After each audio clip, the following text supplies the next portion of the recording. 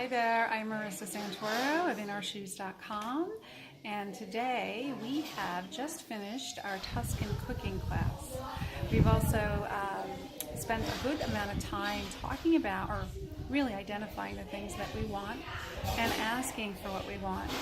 And with some gentle, gutsy accountability, we've crafted an ask.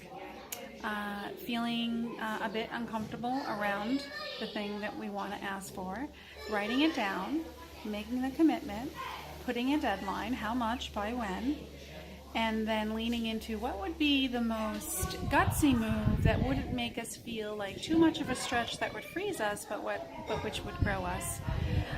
So we did some work around that, and after we set that intention and set to action that gutsy move, we let go, and we stayed in high intention and low attachment. And today we've just finished our Tuscan cooking class, so we're just now waiting for dinner, and staying in a high vibration and frequency, doing the things that we love and just letting go. We've done our work, and now it's time to sit back and be in flow. Go with the flow. That's the theme of our Tuscany retreat. All right, we'll talk to you soon. Bye now.